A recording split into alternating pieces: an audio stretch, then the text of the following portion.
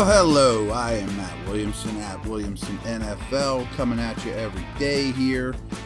And yesterday we went over some general nuggets, going pretty deep into this Thursday night affair in Cleveland. I have a few more to add that are sort of general, as well as when Pittsburgh has the ball. But the majority of today's podcast is going to focus around Cleveland when they have the football. So let's just dig right in. Couple disturbing things. I think I told you this yesterday. One of my new pet projects, things to kind of look at here, are first downs and touchdowns. How often per play are you producing first downs and touchdowns? You want to stay out of third downs in the NFL. So how about this? I just found this one out this morning. No offense in the NFL has produced more first downs than the Browns. The Bears are the only offense in the league that have produced fewer first downs than the Steelers. And remember, the Steelers played an overtime game. And the Steelers defense has allowed more first downs gained than any defense but 3. That last one doesn't bother me as much because they played a little more football than most teams, playing 9 quarters instead of most teams playing 8. Still not wonderful. I mean, I am absolutely going to pay attention to first downs produced in this game. Along those lines, this is a little frightening too. Time of possession, and this does not include overtime where I get these numbers from. The Browns are 3rd in the NFL in possessing the football, 35 minutes and 20 seconds. Steelers, 30th, possessing the football for just 24 and a half minutes a game, give or take. That's 10 minutes difference of playing time. Massive. And that is despite Pittsburgh's +4 turnover differential is better than every team in the league except for Jacksonville's, which you'd think would lead to more time of possession, more first downs. Hasn't. Browns are at +1. Fine. Okay. A couple nuggets here for when the Steelers have the ball before that I hadn't yet dug up. In their first 2 games, this is kind of interesting and a positive note for the Steelers receivers, who I think are going to be the best group that Cleveland's faced yet. They played the Panthers in week 1, the Jets in week 2, although the Jets' young receivers are pretty exciting. But anyway, in their first 2 games, Cleveland has allowed 2 wide receivers, Garrett Wilson and Robbie Anderson, to eclipse 100 receiving yards, and they surrendered 83 yards to Corey Davis. The Browns have also allowed both tight ends they have faced to gain 40 or more yards as well. So skill guys are putting up numbers against the Brownies. I think that's big. A couple other nuggets here from when the Steelers have the football. So Mitch Trubisky threw the ball 33 times against the Patriots last week. This bothers me. 5 of those 33 pass attempts were inside the numbers per NFL Next Generation stats. You got to attack the middle of the field. This offense didn't attack the middle of the field nearly enough last year. In the preseason, it looked like that was a point of emphasis. Practice, that looked like a point of emphasis. And the Patriots played a lot of cover 1. They were begging Mitch to take deep shots. He didn't that much. They were flooding the middle of the field a little bit more, so that's part of the reason why. I mean, they were throwing outside the numbers, but just the trend I'm really monitoring is I want to see, I'm not even single out Trubisky. I just want the offense to attack them between the numbers. Freiermuth getting a lot of attention, but I mean, in general, Claypool from the slot. So there you go. The Browns defense has been the most fortunate in the league in terms of their average starting field position. So, maybe they've been inflated a little bit because they haven't been asked to do a ton. Starting out with great field position is extremely important. I know it's only 2 games, so it's not a huge sample size, and that's true for all these, but I did just want to make note of that. This Browns defense to me is, I'm not super impressed, to be very honest with you. And Clowney's out. Not that he's tremendous. He's an overrated guy as well. They have some playmakers on the back end, and Garrett obviously is a straw that stirs the drink. But all in all, I don't think this is a great defense. I expect the Steelers to have some success, particularly on the ground up the middle.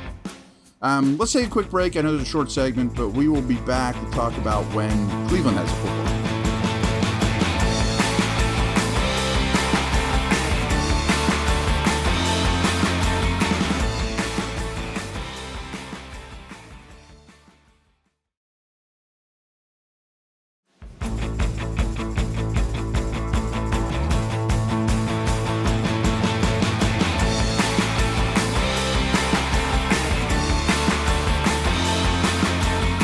All right, here we go. Some of these will go back to last year, as was yesterday's pod. The two matchups last year, Steelers had 13 sacks against the Browns in those two matchups, but 5.5 of them were by TJ Watt, as you'd expect. Last week, the Steelers failed to record a sack, as you know. Second time in their most recent 92 games that has occurred. So in the last 92 games, twice they have not recorded a sack.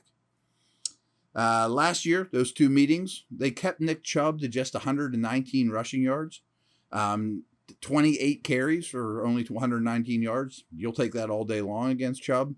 And in those games, no other Browns ball carrier got more than 5 carries in either games.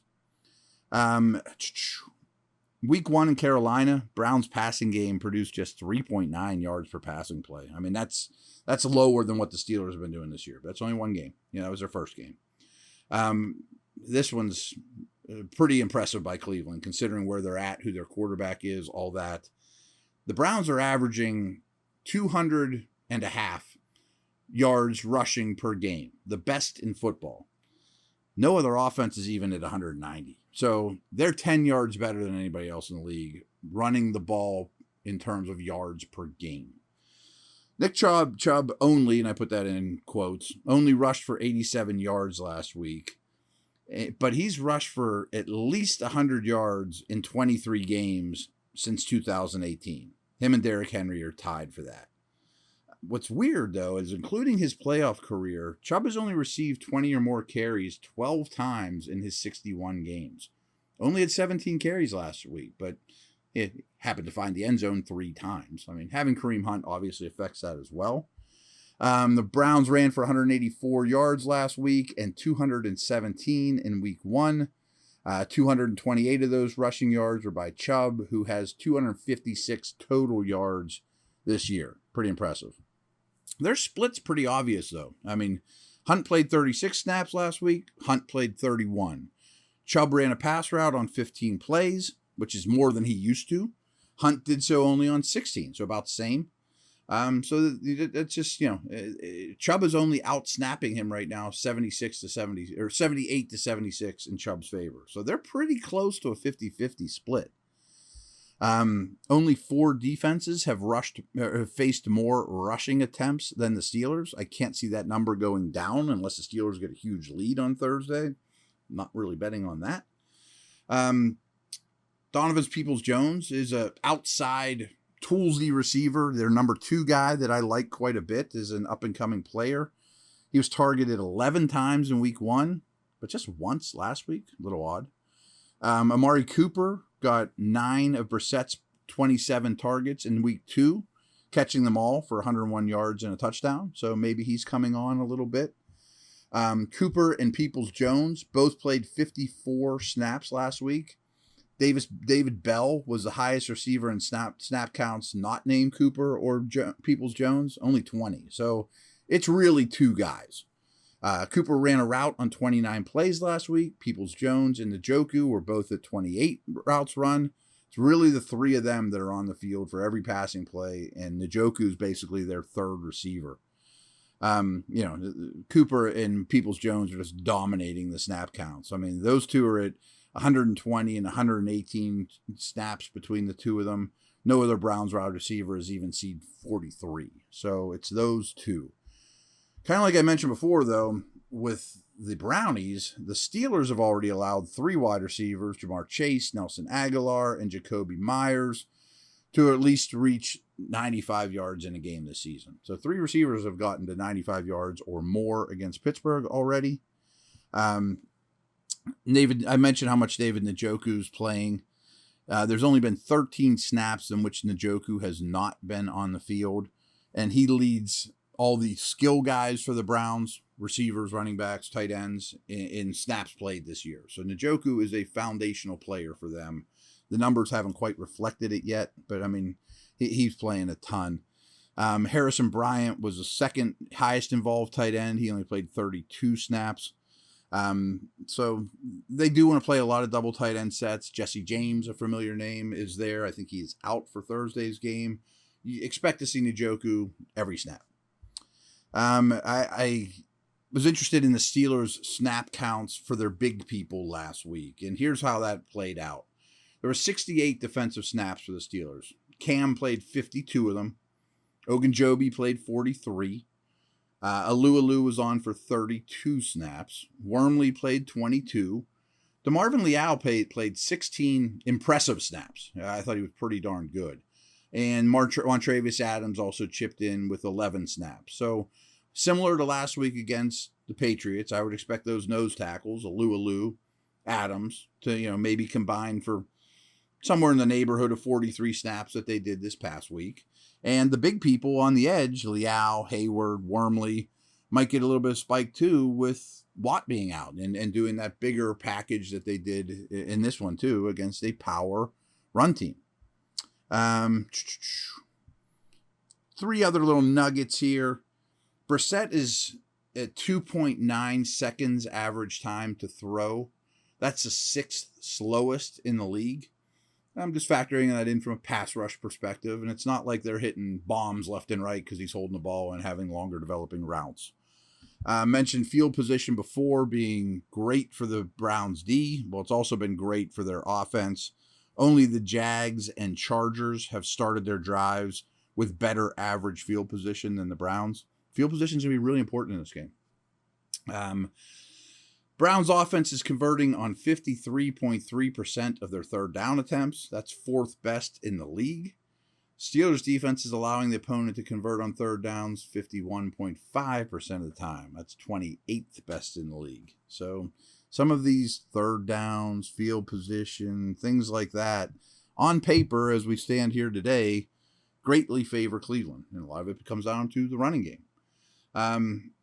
Last two little nuggets here. Percy Harvin right now is 8th highest in the NFL in terms of his punting average. Cade York has not missed a field goal for the Browns. Boz has only missed one. And it's also now apparent where the Steelers' special team snaps are going. So when you wonder why some of these guys are active or why they're on the team, these guys have all lead the team with 38 special team snaps, which means they're out there for every phase of special teams. They're core special teamers. That's Connor Hayward. That's Benny Snell. Jameer Jones. Jameer Jones helps his team more than people realize. Derek Watt, as you would expect, and Miles Killebrew. They've all played 38 special team snaps. Miles Boykin's next at 33 and has done it quite well. Pierre, Norwood, Marcus Allen, they've all played 22 or more. So those are the names you'd expect, but that stuff's important. Why is Benny Snell out there? He can't do anything. Why they have Derek Watt on here? Well, they're core special teamers. And now it's become apparent through 2 games who they're really going to count on for those snaps, which I find interesting. So there you have it. I will be back at you tomorrow.